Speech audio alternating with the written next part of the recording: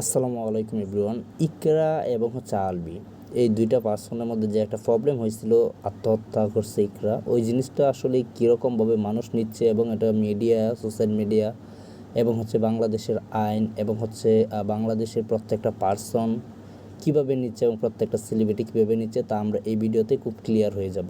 এবং এই যে জিনিসটা আমি আপনাদেরকেও একটা সিটি রেখে দিব, যেখানে আপনারা প্রশ্নের উত্তর দিবেন কমেন্ট বক্সে। তো চলেন শুরু করি। এখানে কি লেখা আছে মূলত।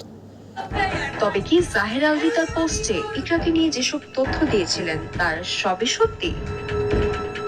স্ত্রী ইকরার মৃত্যুর পর থেকেই তো আপনারা দেখতে পাচ্ছেন এখানে জাহের আলভী একটা পোস্ট করেছিল এবং ওই পোস্টটা নিয়েই আর টিভি, বাংলাদেশের মধ্যে বিখ্যাত একটা টিভি, জনপ্রিয় একটা টিভি, সে যা সংবাদ দিল এবং সেই সংবাদের মধ্যে মূলত বাংলাদেশের সোসাইটি, বাংলাদেশের অল পারসন কীভাবে কী রকম কমেন্ট করেছে ওই জিনিসগুলো আমরা একটু দেখব। চলেন শুরু করি। তো আমরা যদি কমেন্ট বক্সে ঢুকে যাই দেখতে পারবো প্রথমে বাঙালি আবেগের উপর হুগামারি দেশে। একটা কথা সবসময় মাথায় রাখতে হবে, এক হাতে কখনো তালি বাজে না।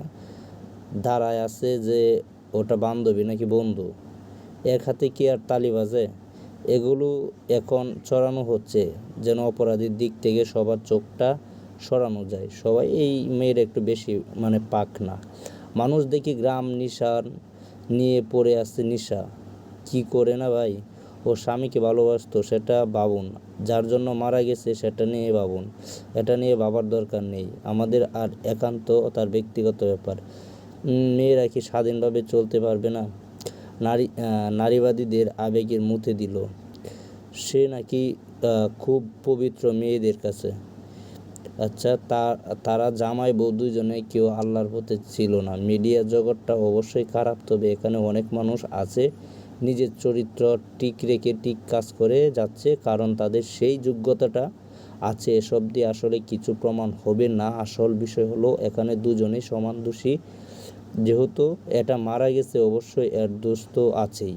তো এই বিভিন্ন জিনিস, হাই হাই সব শেষমেশ বাঙালির আবেগের উপর মুতে দিল বিশেষ করে মেয়েদের। আচ্ছা, এই মেয়ে যখন আত্মহত্যা করেছে তখন আমার একদম খারাপ লাগেনি। আমার মনে আবার শুধু একটাই প্রশ্ন এসেছে, ফুটফুটে সুন্দর একটা বাচ্চা। আচ্ছা, এজন্য বলে একা হাতে তালি বাজে না। এখনও বান্ধবীরা কোথায়? অনেক বড় বড় কথা বলছে। ইকরার বন্ধু রিমান্ড দিলে সব সত্য কথা বের হবে।